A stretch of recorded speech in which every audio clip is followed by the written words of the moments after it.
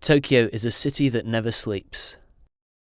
And despite the catastrophic events in northeastern Japan, the beating heart of the 18 trillion dirham Japanese economy keeps on beating.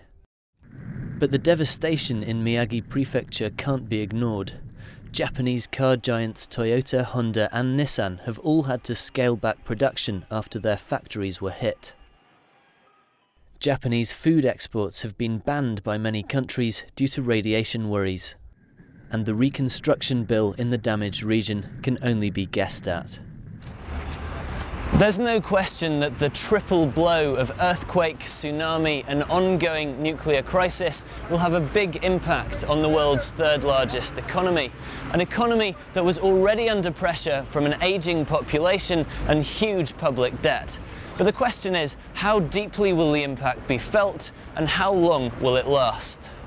Analysts at JP Morgan say the disaster caused an economic tsunami that wiped 3 to 5% off Japan's GDP. With Japan's companies battling parts shortages, power shortages and radiation worries, industrial production in March is forecast to fall 10%. So taking account of those things, economic outlook seems to be very gloomy.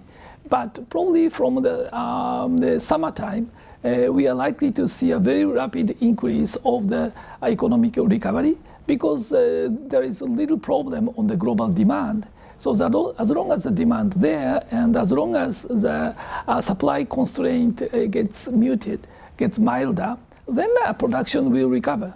This view of a short, sharp shock followed by rapid recovery was reflected in the stock market, which fell sharply after March 11th before rebounding impressively.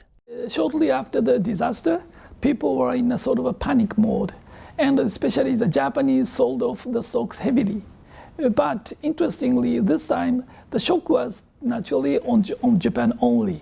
And so the rest of the world, which were free from the shock, actually the foreigners bought the stocks at a relatively low levels. So probably they thought that now is the right time to buy more at the Japanese. We're expecting that the Japanese firms are basically okay from the long-term viewpoint. If Japan's economy is to recover quickly, meeting its energy needs will be crucial. With few natural resources, Japan generates 30% of its energy from nuclear power and had planned to increase that to 50%. Post-Fukushima, that's unlikely to happen. I was driving along the west coast up to Fukushima, and to me it was almost shocking to see the contrast between an immense potential of ideal wind sites, very not densely populated, a long shore and ideal wind conditions. There's so much potential in Japan which is untapped, and they can go for this very fast. Whether the government invests in renewables or increases imports in the future, for now rolling blackouts are a daily reality in Japan, and the race is on to find a solution to power the economy to better times. Jerome Evans, Inside the National.